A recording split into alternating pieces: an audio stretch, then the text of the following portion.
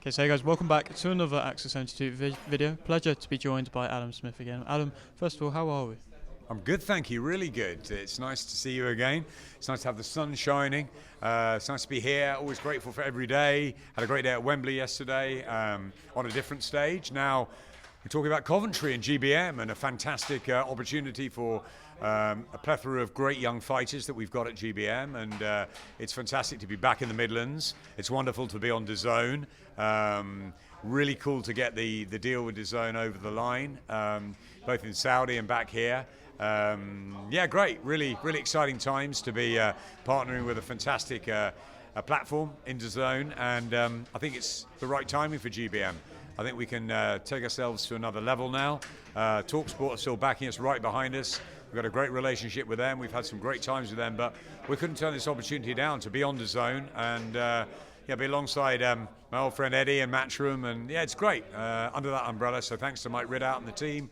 We won't let you down. And I mean, you haven't in general, just for getting this whole event on, and to still have 11 fights on it is sensational, really, with the amount of problems and pullouts and things like that. Has it been a little bit frustrating? Yeah, difficult week. I was up in Sheffield on Monday, and a few people were tearing their hair out. It's tough. Boxing's hard, and fighters pull out and there's changes, but there was a lot of difficulties with this card. So, huge thanks to Al Siesta and Steve Lillis for all their work that they've done. If you don't know them, Al is the suave, good-looking, sophisticated guy that you sometimes see floating around at ringside, but does so much work behind the scenes. He's an absolute genius, and Steve Lillis is, there's not much Steve Lillis doesn't know about boxing. He's lived and breathed it for a long time. So, yeah, two of the great guys in the business, and delighted to be working with them alongside Mitch Costello, Izzy Asif, Sarah Gold, and everybody else involved in GBM. And look, I'm just really pleased to be here and to have a great fight night ahead of us. We've got great prospects. We've got Tiernan Bradley and Kieran Malloy, two of the greatest prospects, not only in Ireland but in the world, I think. We've got Danny Quartermain back in front of his beloved fans after that terrific win last time out, defending one belt, going for another, and Niall Berry as well. And Niall Berry in an absolute firecracker with Francesco De Rosa from Italy, both unbeaten. I really like Niall. If you haven't seen Niall Berry, tune in, because he's a really exciting fighter to watch. He's got so much class and ability, and I think he could go a long way. So yeah, it's a good card. River Wilson bent on some local talent too, and we go into Coventry, into the fire, or into the ice and onto the ice. Take some warm socks that night, because it's cold underfoot in there, but it'll be noisy, it'll be loud, plenty of heat from the ring, and we look forward to a great night.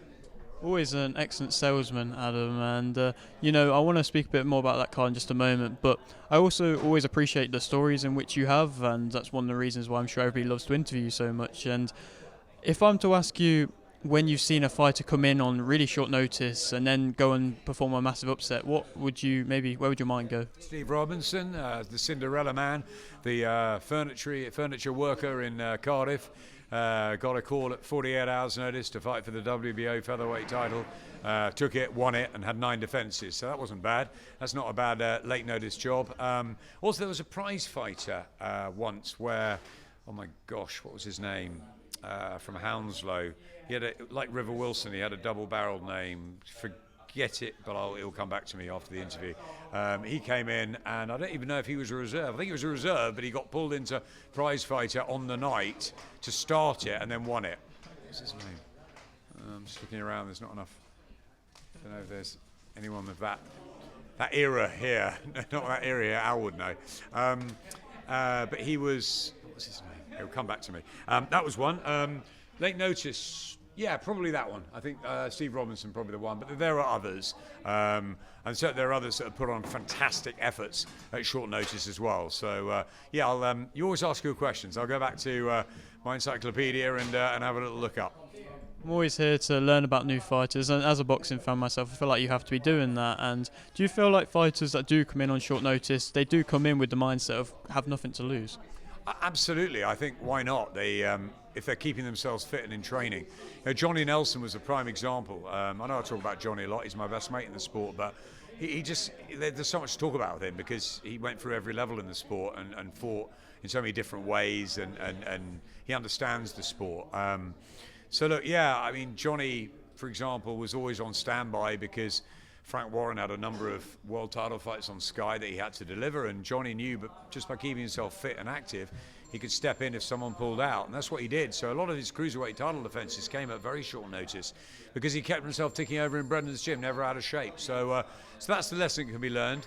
Fighters, keep in shape, make sure that you are, and you never know when that call's going to come, and sometimes you just take it, and if it doesn't work out, the promoter will often invite you in back, and look what happened with Dimitri Bivol recently. That was short notice and world title fight. So, Malik Zinad, he can come again. There's loads of fighters that if they do well and they answer the call, promoters are going to ask them back because they've helped them out. So I would say my advice to yes, you've got to talk to your team. You've got to know you're ready to take a challenge too.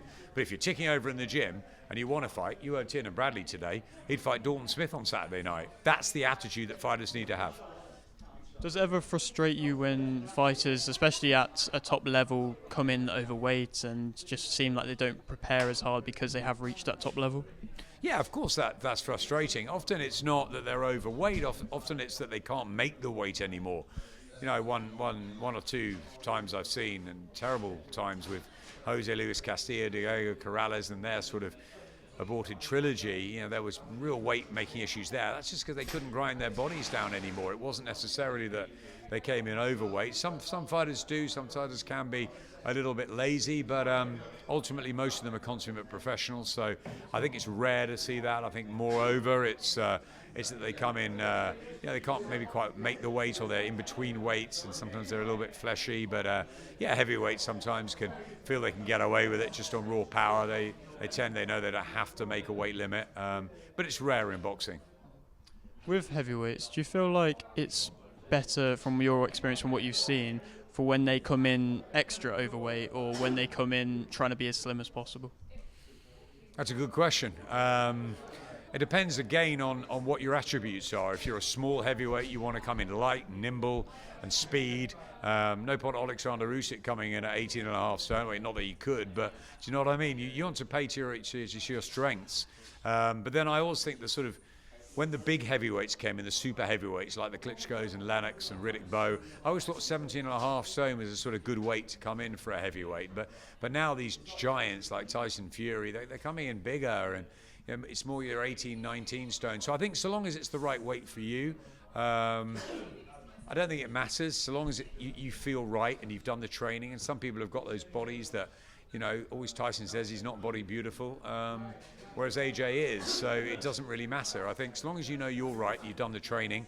But yeah, play to your strengths, play to your assets. If you're a small heavyweight, like I was talking to Tommy Welsh the other day, for example, he's in between, he's sort of a bridgerweight, a small heavyweight. His speed is his key, right? Why would you come in slower and heavier just for a little bit more power, possibly? Play to your strengths. Do you think it's a lot more common now to see fighters naturally progress in weight and then aim to become multi-weight world champions than it was back in the day? I think people have always wanted to go through weights. I think there's something about going through weight classes, whether you're 2, 3, 4, 5 weight champions, watching Floyd Mayweather, the likes of your Barreras, your Juan Manuel Marquez's go through the weights, Oscar De La Hoya. It's fantastic, I think, to see you take different challenges up. And it's very interesting to see how they do it. Like everyone says Floyd Mayweather didn't punch much and he was a defensive maestro. Wrong. Look back at his super featherweight days. Floyd Mayweather knocked everybody out. Watch him against Angel Manfredi and fighters like that. At 130 at 9 stone 4, he was an absolute monster. He was knocking everyone out. He learned how to develop through the weights. He knew that his power wasn't going to be there as he went up through the weights. So he kept his speed and his reflexes, and he worked to his strength. So that's key. But yeah, I think I know it's easier now or it's easier then, but I think going through the weights is always going to be something in boxing because of the pound for pound argument. And now fantasy fights are becoming reality. Which what Turkey's brought in, and the Riyadh season and everything that's happened. I think now you want to test yourself against the best. Terence Crawford against Canelo would have looked completely ludicrous a year ago. Now people are talking about it. They're talking about everything that's possible in boxing. Are we going to get, dare we say it, brothers and brothers, or we haven't even gone the male and female thing. Clarissa Shields and Savannah Marshall are going at each other in the ring. Now they're going to the cage. There's all sorts of different things that are happening. You know, you could get all sorts coming up. So, yeah, it's a new world, isn't it? Where fantasy fights are becoming reality, but we've got to also remember that there is health and safety is paramount, and that's key. So, let's make sure that the fighters are looked after in anything that we can drum up and dream of. That at the end of the day, that they're the ones that are putting their lives and their storybooks on the line. So we have to respect them and protect them too. I really appreciate your time. Two more questions from me. One more kind of like general boxing one that I want to get your thoughts on. You speaking about fantasy fights. What would be one fantasy fight off the top of your head for you at the moment? I still want to see, and the fantasy fight is not a fantasy fight. I still want to see Tyson Fury and Anthony Joshua get in a ring before it's too late. I've seen too many fights that haven't happened through history. You never saw Calzaghe and Froch, never saw Lewis and Bowe, never saw Hatton and Witter. Saw Mayweather Pacquiao too late, saw Brook too late. It's already a bit late, right? Let's have Fury AJ in a ring within 9 months, 10 months, certainly by next year, 2 next year. So yeah, it's not really a fantasy fight as in picking out whatever or different weight classes or can Alexander Usyk go back down and do it at cruiserweight. No, there's lots of things you can look at. We mentioned Terence and Canelo as one. Could Joe Pataya go up and become a heavyweight champion? There's loads of things you can look at. But a fight that I really want to see made is Fury and AJ for the British fans. Most definitely. And the final one from me, going back to the GBM card this Saturday. I asked Izzy the same question. If you could pick 3 fights or 3 fighters, which 3 would you want to watch out for the most? Okay, people might not be happy when I'm going to say this. I've already gone on record saying I think Kieran Molloy is going to become a world champion. Kieran Molloy, watch every single one of his fights going forward. 225 amateur fights. He's an incredibly good southpaw. He's a wonderful talent. And if things go right for him, he'll become a world champion. Tiernan Bradley has the personality and the ability and the smarts and the style to become a world champion. He'll admit he's lazy. He has been lazy. Now he's knuckling down in Brighton with a proper team. No disrespect to where he's been before, but a team that he's connecting with. That he believes in. So a proper place maybe rather than a proper team. And Ben and Scott are the people that he believes in, and I think that's really important. So Tiernan Bradley, watch out for him, and I think as well Niall Berry. Niall Berry is a very, very exciting fighter to watch. He's very laid back. He's languid. Some half asleep on the dais up there today.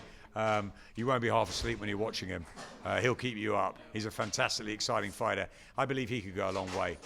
Many others on the bill, obviously Danny Quartermain and others. But if you let me, gun to my head, pick 3 fighters to watch out for in terms of excitement, in terms of progression. Watch Niall Berry, watch Tiernan Bradley, and watch Kieran Molloy. Excellent stuff, Adam. Always a pleasure. Thank you very much. No problem at all. Appreciate it, man. Cheers. Good talking, man. Good talking.